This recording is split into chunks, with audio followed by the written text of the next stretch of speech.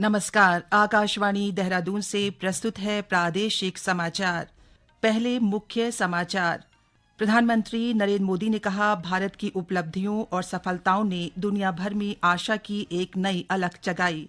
राजभवन में आज से 3 दिवसीय वसंतोत्सव शुरू। राज्यपाल लेफ्टिनेंट जनरल गुरमीत सिंह ने किया शुभ आरंभ। वन्य जीवों की घुसपैठ को रोकने के लिए प्रदेश में पहली बार थर्मल विजन ड्रोन का इस्तेमाल किया जाएगा।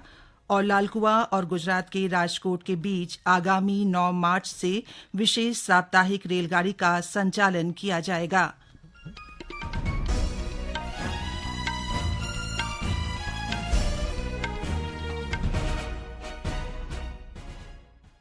प्रादेशिक समाचार के साथ मैं पंकज सनवाल खुलबे। और अब समाचार विस्तार से। प्रधानमंत्री नरेंद्र मोदी ने कहा है कि भारत की उपलब्धियों और सफलताओं ने दुनिया भर में आशा की नई अलख जगाई है। नई दिल्ली में एक निजी समाचार चैनल के कार्यक्रम में उन्होंने कहा कि भारत आज वैश्विक विकास को गति दे रहा है। पूरी दुनिया कह रही है कि ये भारत की सदी है। भारत की उपलब्धियों ने, भारत की सफलताओं ने पूरे विश्व में एक नई उम्मीद जगाई है। भारत आज दुनिया की ग्रोथ को ड्राइव कर रहा है। प्रधानमंत्री ने कहा कि पिछले 10 वर्षों में भारत दुनिया का दूसरा सबसे बड़ा इस्पात उत्पादक और मोबाइल फोन निर्माता तथा तीसरा सबसे बड़ा स्टार्टअप देश बन चुका है। उन्होंने कहा कि भारत सौर ऊर्जा क्षमता के मामले में शीर्ष 5 देशों में शामिल है। 10 सालों में हमने इंफ्रास्ट्रक्चर पर अपने कैपिटल एक्सपेंडिचर को 5 गुना बढ़ाया है। देश में एयरपोर्ट की संख्या 2 गुनी हो गई है। इन 10 सालों में ही देश में ऑपरेशनल एम्स की संख्या 3 गुना हो गई है। और इन्हीं 10 सालों में मेडिकल कॉलेजों और मेडिकल सीट की संख्या भी करीब करीब 2 गुनी हो गई है। राजभवन देहरादून में आज से 3 दिवसीय वसंतोत्सव शुरू हो गया है। राज्यपाल लेफ्टिनेंट जनरल गुरमीत सिंह ने इसका शुभ आरंभ किया। पुष्प प्रदर्शनी आज शाम 6 बजे तक और 8 व 9 मार्च को सुबह 9 बजे से शाम 6 बजे तक जन सामान्य के लिए निःशुल्क खुली रहेगी। इस दौरान 15 विभिन्न श्रेणियों में प्रतियोगिताएं आयोजित की जाएंगी और निर्णायक मंडल द्वारा चयनित विजेताओं को 9 मार्च को पुरस्कृत किया जाएगा। वसंतोत्सव में आईटीबीपी, आईएमए, पीएसी और होमगार्ड के बैंड आकर्षण का मुख्य केंद्र रहेंगे। इसके अलावा सांस्कृतिक कार्यक्रम भी आयोजित किए जाएंगे। राज्यपाल के निर्देशन में इस वर्ष वसंतोत्सव में कई नवीन पहल शुरू की गई हैं। उत्तराखंड तकनीकी विश्वविद्यालय द्वारा इस आयोजन में आने वाले लोगों की गणना एआई एप्लीकेशन के माध्यम से की जाएगी, जिसके लिए राजभवन के मुख्य द्वार पर एआई इनेबल कैमरे लगाए गए हैं। इसके अलावा फीडबैक सिस्टम के लिए क्यूआर कोड लगाए गए हैं, जिससे आगंतुक अपने सुझाव और अनुभव साझा कर सकते हैं। प्रधानमंत्री भारतीय जन औषधि योजना के बारे में जागरूकता बढ़ाने और जेनेरिक दवाओं के उपयोग को बढ़ावा देने के लिए आज जन औषधि दिवस मनाया जा रहा है। इस योजना का उद्देश्य सभी को सस्ती कीमतों पर गुणवत्तापूर्ण जेनेरिक दवाइयां उपलब्ध कराना है। ये योजना नवंबर 2008 में प्रधानमंत्री भारतीय जन औषधि केंद्रों के माध्यम से जनता को सस्ती कीमतों पर गुणवत्तापूर्ण दवाइयां उपलब्ध कराने के लिए शुरू की गई थी। ये योजना बाजार की तुलना में 50 से 80% कम कीमत पर दवाइयां उपलब्ध कराती हैं। साथ ही उत्पादों की गुणवत्ता सुनिश्चित करने के लिए केवल प्रमाणित निर्माताओं से खरीदी गई दवाइयां भी प्रदान करती हैं। देश के सभी जिलों में अब 15,000 से अधिक जन औषधि केंद्र कार्यरत हैं और इस योजना ने स्वरोजगार के लिए एक आशाजनक अवसर पैदा किया है, जो स्थायी और नियमित आय प्रदान करता है। प्रदेश में शहरी विकास विभाग के अंतर्गत स्थापित ट्रैफिक लाइट और कैमरों का संचालन अब पुलिस विभाग द्वारा किया जाएगा। इस प्रस्ताव को शहरी विकास मंत्री डॉ प्रेमचंद्र अग्रवाल की मंजूरी मिल गई है।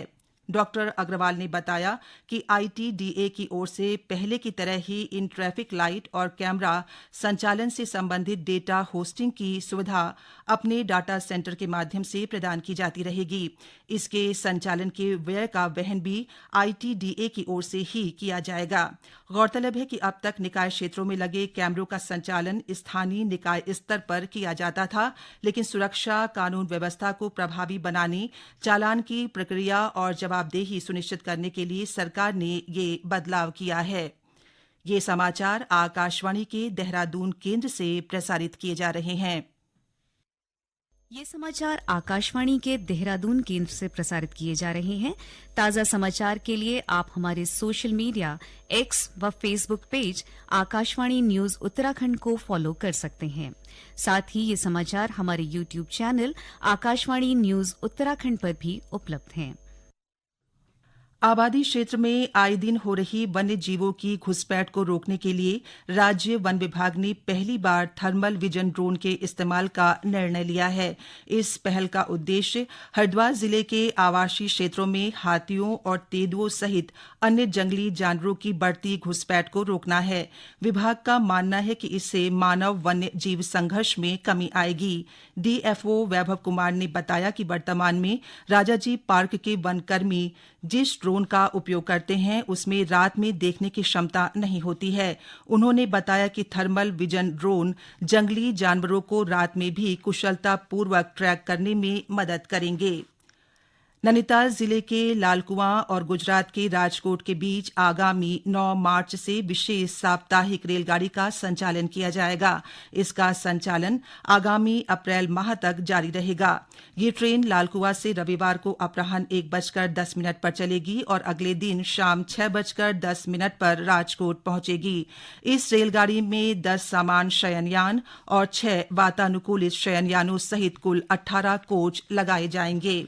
प्रदेश सरकार महिलाओं को आत्मनिर्भर बनाने के लिए अंतर्राष्ट्रीय महिला दिवस पर महिला सारथी योजना की शुरुआत करने जा रही है। महिला सशक्तिकरण एवं बाल विकास मंत्री रेखा आर्या ने बताया कि इस योजना में ऐसी महिलाओं को प्राथमिकता दी जाएगी जो आर्थिक रूप से कमजोर, विधवा या परित्यक्ता हो। उन्होंने बताया कि परिवहन विभाग महिलाओं को वाहन चलाने का प्रशिक्षण दे रहा है और उनके ड्राइविंग लाइसेंस बनाए जा रहे हैं। श्रीमती आर्या ने बताया कि पायलट प्रोजेक्ट के रूप में ये योजना 10 ई-स्कूटी और 2 ई-ऑटो रिक्शा व ई-टैक्सी कार के साथ शुरू की जा रही है। उन्होंने बताया कि पहले 6 माह पायलट प्रोजेक्ट का परिणाम देखने के बाद इसका विस्तार प्रदेश के अन्य शहरों में किया जाएगा।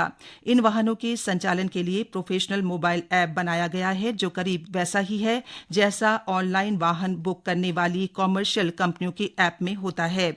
श्रीमती आर्य ने बताया कि वाहनों में महिला चालकों की सुरक्षा के मद्देनजर कई फीचर शामिल किए गए हैं। इन वाहनों की GPS ट्रैकिंग नियमित रूप से होगी ताकि महिला चालक या सवारी में से किसी को भी सुरक्षा संबंधी समस्या होने पर तुरंत मदद मिल सके। इस योजना में पुलिस और परिवहन विभाग भी शामिल है। देहरादून स्थित राष्ट्रपति आशियाना परिसर की 132 एकड़ भूमि पर विश्व स्तरीय सार्वजनिक पार्क बनाया जाएगा। राष्ट्रपति द्रौपदी मुर्मू आगामी 20 जून को इसकी आधारशिला रखेंगी। इसी दिन राष्ट्रपति आशियाना आमजन के लिए खोला जाएगा। राष्ट्रपति के अतिरिक्त सचिव डॉ राकेश गुप्ता की अध्यक्षता में शासन के वरिष्ठ अधिकारियों के साथ देहरादून में हुई उच्च स्तरीय बैठक में ये जानकारी दी गई। इस पार्क की विस्तृत परियोजना रिपोर्ट तैयार की जा रही है। पार्क का पूरा विकास होने के बाद राष्ट्रपति द्वारा इस पार्क को वर्ष 2026 में उत्तराखंड की जनता को समर्पित किया जाएगा। अंत में मुख्य समाचार एक बार फिर।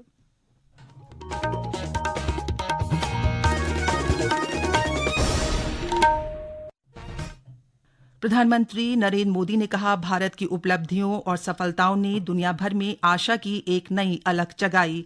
राजभवन में आज से 3 दिवसीय वसंतोत्सव शुरू। राज्यपाल लेफ्टिनेंट जनरल गुरमीत सिंह ने किया शुभ आरंभ।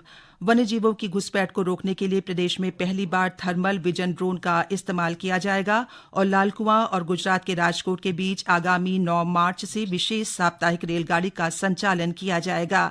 इसके साथ ही प्रादेशिक समाचार का ये अंक समाप्त हुआ। नमस्कार।